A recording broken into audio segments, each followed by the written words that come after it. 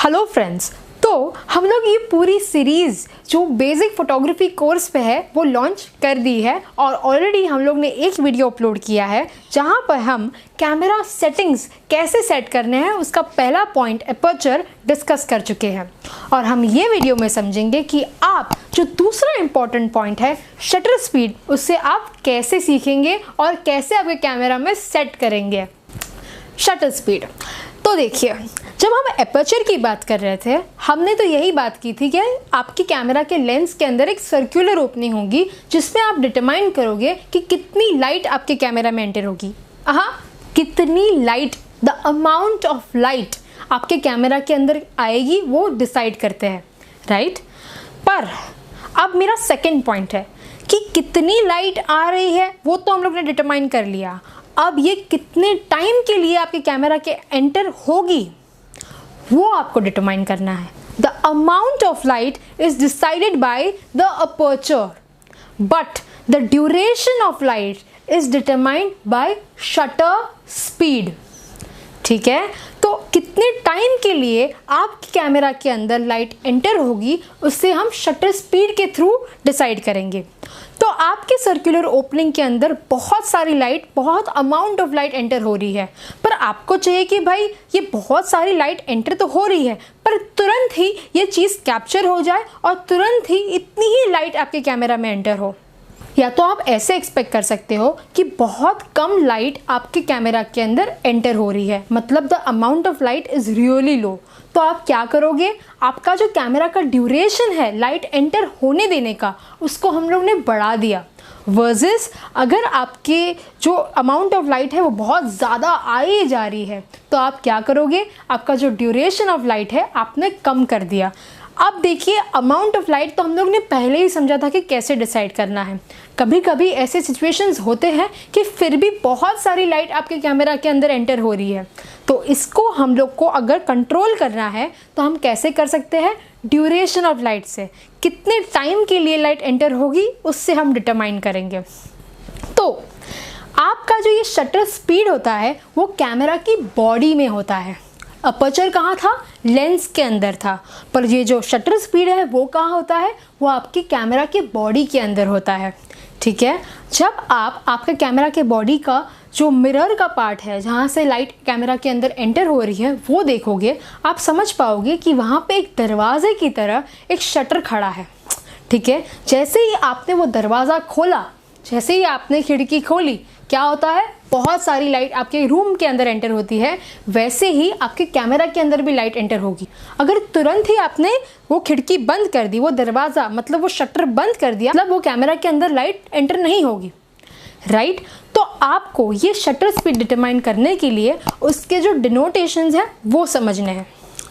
देखिए, आपकी जो शटर स्पीड है वो ड्यूरेशन के साथ कनेक्टेड है। तो ये ड्यूरेशन क्या होता है, मतलब टाइम। अब ये टाइम को आप कैसे कंसिडर करोगे, अगर आप 1 सेकेंड के लिए लाइट को कैमरा के अंदर एंटर होने दे रहे हो तो वो हो गया 1 सेकेंड का शटर स्पीड।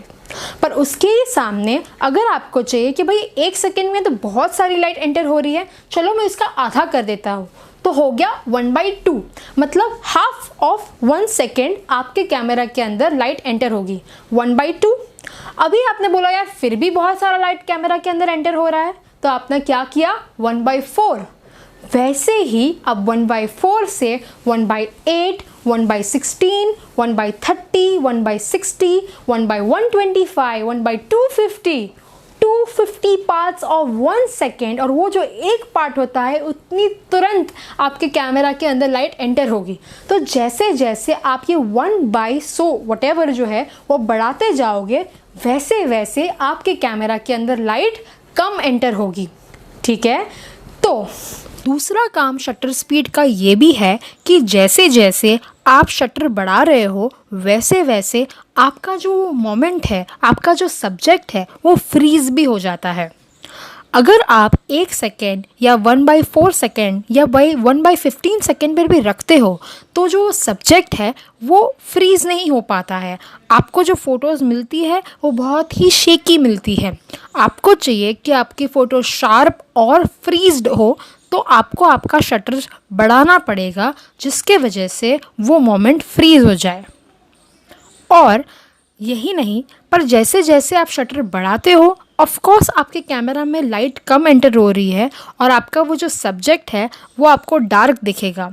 और इसी के लिए आपको उसको एपर्चर के साथ बैलेंस करके एक राइट एक्सपोजर फ़ोटो खींचना है। तो आपको ये सेटिंग बहुत ही इजीली समझना है। आपके कैमरा में आप इसको शटर स्पीड में जाके सेट कर सकते हो। 1 सेकेंड भी है, 30 सेकेंड भी है, 1 to 2 आवर्स का भी एक सेटिंग है जिसको हम लोग बल्ब मोड कहते हैं। आप मोड डायल में देख सकते हो, वहाँ पे एक बल्ब मोड दिया गया है जहाँ पे आप लंबे टाइम तक आपका शटर ऑन रख सकते हो। पर अगर आप उसी बल्ब मोड को शटर स्पीड में जाके सेट कर रहे हो तो 30 सेकेंड से लेके 1/8000 तक की कैपेसिटी होती है जहाँ पे आप आपका शटर स्पीड डिसाइड कर सकते हो।